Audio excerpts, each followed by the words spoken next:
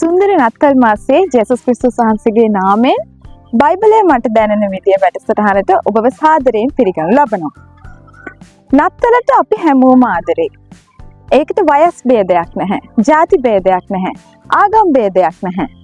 ලොකු කුඩා හැමෝම නත්තලට ගොඩක් ආදරේ. ඉතින් මේ නත්තල් මාසයේ නත්තල කිව්වහම අපිට එකපාරට මොනවද මතක් වෙන්නේ?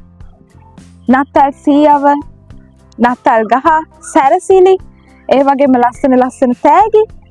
අපිට ඒ වගේ දේවල් ගොඩාක් මතක් වෙනවා. මේ හැම කාරණාවකටම මුල් වෙච්ච චරිතයක් ගැන තමයි මම අද ඔයගොල්ලන්ත් එක්ක බෙදා ගන්න යන්නේ. ඒ චරිතය තමයි ජේසුස් ක්‍රිස්තුස් වහන්සේ ගැන. ඔයාලා අහලා තියෙනවද දේවදූතයෝ ගැන? ඔයාලා ජේසුස් වහන්සේ ගැන එක දේවල් එක එක්කෙනා කියන දේවල් අහලා ඇති. අද මම ඔයගොල්ලන්ට කියන්න යන්නේ මේ දේවදූතයෝ. එහෙමත් නැත්නම් දෙවියන් වහන්සේ ගාව ඉන්න ලස්සන ඒන්ජල්ස්ලා ජේසුස් වහන්සේ ගැන කියන්නේ කියලා. මුලින්ම අපි බලමු මේ දේවදූතයෝ මරියතුමියව හම්බ වෙලා මොනවද ජේසුස් වහන්සේ ගැන කිව්වේ කියලා. මරියතුමිය කියන්නේ අපි ගොඩක් දෙනෙක් දන්නවා ජේසුස් වහන්සේව හම්බුනේ කන්‍යාවක් වූ මරියතුමිය තුලින්. ඉතින් මේ දේවදූතයෝ මුලින්ම මරියතුමියව හම්බ වෙලා මොනවද කතා කරේ කියලා අපි බලමු. සුද්ධ වූ ලූක් පොතේ පළවෙනි පරිච්ඡේදයේ 26 වෙනි පදයේ ඉඳන් 33 වෙනි පදය වෙනකන්. සවිනි මාසයේදී ගලිලයේ නාසරෙත් නම් නුවරක විසූ දාවිද්ගේ වංශයෙහි වූ යෝසප් නම් මිනිසෙකුට විවාහ බස් දී සිටි කන්‍යාවක වෙතට දෙවියන් වහන්සේ වෙතින් ගාබ්‍රියෙල් නම් දූතයා යවන ලද්දේය. ඒ කන්‍යාවගේ නාමය මරියාය.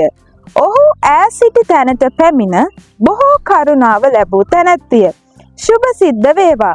ස්වාමින් වහන්සේ නුඹ සමග සිටින සේකයි කීවේය. නමුත් ඈ ඔහුගේ කීමට බොහෝසේ කැළඹී මේ කෙබඳු වූ ආචාරයක්ද කියා කල්පනා කරමින් සිටියාය. දේව දූතයා ඈට කතා කොට මරියා බය නොවන්න. මක් නිසාද නුඹට දෙවියන් වහන්සේගෙන් කරුණාව ලැබුණේය. බලව නුඹ ගර්භණීව පුත්‍රයෙකු වදන්නීය. උන්වහන්සේට යේසුස් යන නාමය තබා පන්න. උන්වහන්සේ උතුම් මහෝත්තමයාණන්ගේ පුත්‍රයාණෝ යයි කියනු ලබන සේක. උන්වහන්සේගේ පිය වූ දාවිද්ගේ සිංහාසනය දෙවි වූ ස්වාමින් වහන්සේ උන්වහන්සේට දෙනසේක. උන්වහන්සේ ජාකෝබ්ගේ වංශය කෙරෙහි සදා කාලයටම රජකම් කරනසේක. උන්වහන්සේගේ රාජ්‍ය කෙලවර නොවන්නේ යයි කීයේය. මෙතනදී දේවදූතයා කාරණා කීපයක් මරියතුමියට කියනවා. පළවෙනි කාරණාව තමයි මරියා ඔයාට පුතෙක් හම්බ වෙනවා. ඒ පුතාට ඔයා යේසුස් කියලා නම තියන්න. ඊට පස්සේ කියනවා උන්වහන්සේ උතුම්. ඒ වගේම උන්වහන්සේ මහෝත්තමයාණන්ගේ පුත්‍රයාණන් කියලා. කවුද මේ මහෝත්තමයාණන් කියලා කියන්නේ?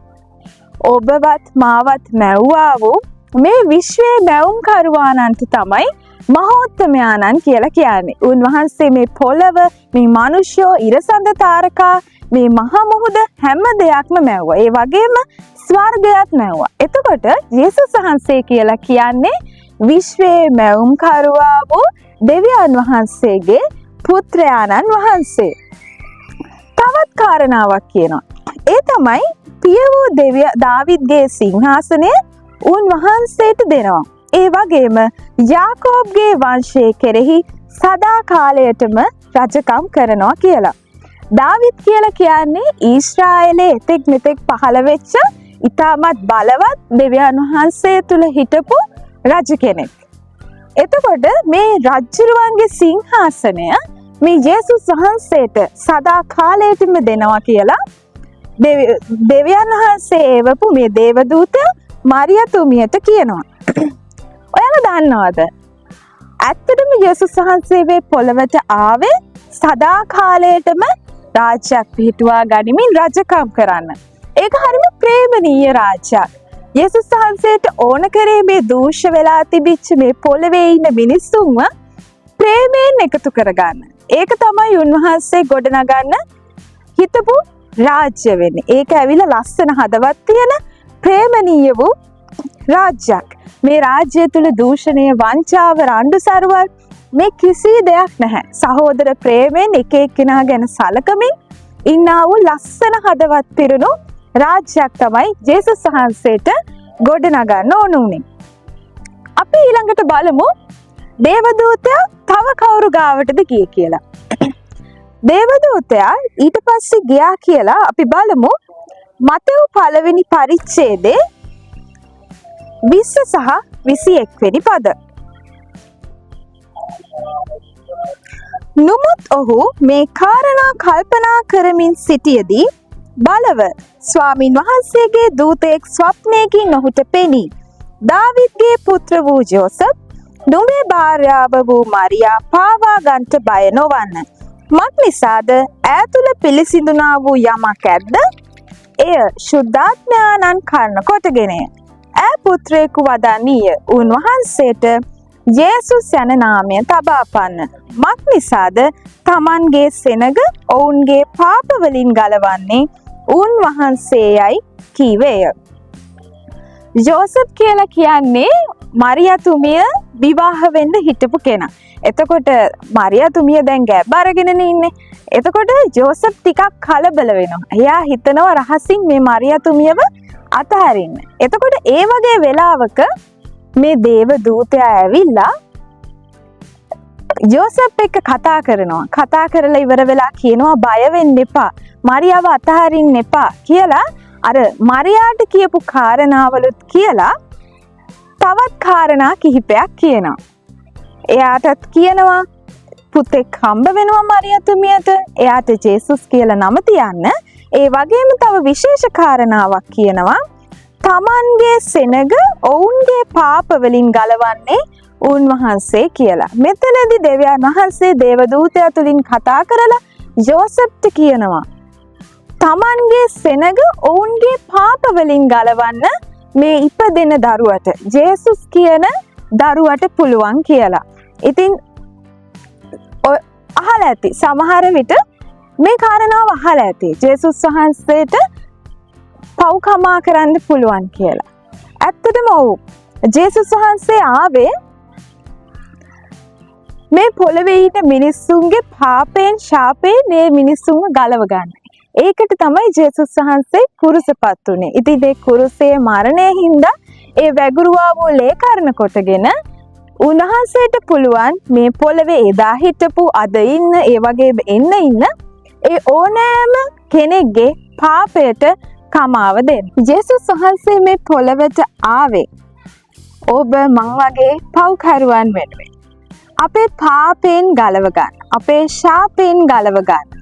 අපේ පව්කාර ජීවිතයෙන් ගලවගෙන අපිට යහපත් වූ ප්‍රේමණීය අලුත් ජීවිතයක් සදාකාලික ජීවනයේ හිමි වෙච්ච ජීවිතයක් ළඟා කර දෙන්න තමයි ජේසුස් වහන්සේ මේ පොළවට ආවේ. ඒ වගේම උන්වහන්සේ අපිට ඒකට උදව් කරනවා. අවසාන වශයෙන් අපි බලමු දේවදූතයන් ජේසුස් වහන්සේ ගැන තව කාත් එක්කද කතා කරේ කියලා. ලූක් 2 වෙනි පරිච්ඡේදයේ 8 ඉඳන් 14 වෙනකන්. තවද එම රටෙහි එඬේරු රෑ යාමෙන් යාමට තමුන්ගේ බැටළු රැළ ප්‍රවේශම් කරමින් පිට්ටනියෙහි සිටියෝය. එවිට ස්වාමින් වහන්සේගේ දූතෙක් ඔවුන් ළඟ සිටියේය. ස්වාමින් වහන්සේගේ තේජස ඔවුන් අවට බැබළුනේය. ඔහු අතිශයින් බයපත් වූහ. දේව දූතයා ඔවුන්ට කතා කොට බය නොවෙල්ලා බලව මුළු සෙනගට මහත් ප්‍රීති උපදවන යහපත් ආරංචි නුඹලාට ගෙනෙමි. මක් නිසාද ස්වාමී වූ ක්‍රිස්තුස් නම් බැලවුම්කාරයෙක් නුඹලාට දාවිද්ගේ නුවර අද උපන්සේක. රෙදි වලින් ඔතා ගවයන් කන ඔරුවක බාවා ඉන්න ලදරුවෙක් නුඹලාට සම්බවන්නේය. මේක නුඹලාට ලකුණක් යයි කීවේය. එතකොට දේවදූතයෝ මෙතනදී ගිහින් කාවද හම්බ වෙන්නේ? දේවදූතයෝ යනවා බැටළු රැලක් බලාගෙන හිටපු එඬේරුන් පිරිසක් ගාවට. ගිහිල්ලා ඉවර වෙලා එයාලට මොකද්ද කියන්නේ? ඔවුන්ට කියනවා මුළු සෙනගට ප්‍රිය උපදවන, ප්‍රීතිය උපදවන යහපත් ආරංචියක්, ප්‍රීතිදායක ආරංචියක් මට ඔයාලට කියන්න තියෙනවා. ඒ තමයි ස්වාමී වූ ක්‍රිස්තුස් නම් ගැලවුම්කාරයෙක් ඉපදිලා ඉන්නවා. ගිහිල්ලා බලන්න. ස්වාමී වූ යේසුස් ක්‍රිස්තුස් වහන්සේ ඔබත් මාත් වෙනුවෙන් මේ පොළවේ ඉපදීම තරම් මනුෂ්‍යයාට ප්‍රීතියක් තවත් නැහැ. මොකද උන්වහන්සේගේ ප්‍රේමය නිසා තමයි අද ඔබත් මමත් සදාකාල ගිනිවිලට, සදාකාල මරණයට නියම වෙලා හිටපු අපිට ඒ සදාකාල ජීවනයට, එහෙමත් නැත්නම් ස්වර්ගයට, දෙවියන් වහන්සේ ගාවට යන්න පුළුවන් වෙලා තියෙන්නේ. ඉතින් මේ පොළවේ ඉන්න මිනිස්සයන්ට මීටත් වඩා ප්‍රීති උපදවන පණිවිඩයක් තියෙන්න පුළුවන්ද? මම ඔබට කියනවා, ඔබ යේසුස් වහන්සේව හඳුනන කෙනෙක් නම් යේසුස් වහන්සේගේ ප්‍රේමයට තව තවත් ලං වෙන්න මේ නත්තලේදී. එහෙම නැත්නම් ඔබ ජේසුස් වහන්සේ ගැන දන්නේ නැති කෙනෙක් නම් ජේසුස් වහන්සේ කොහොමද ඔබ වෙනුවෙන් ප්‍රේම කළේ කියලා තව තවත් හොයලා බලන්න.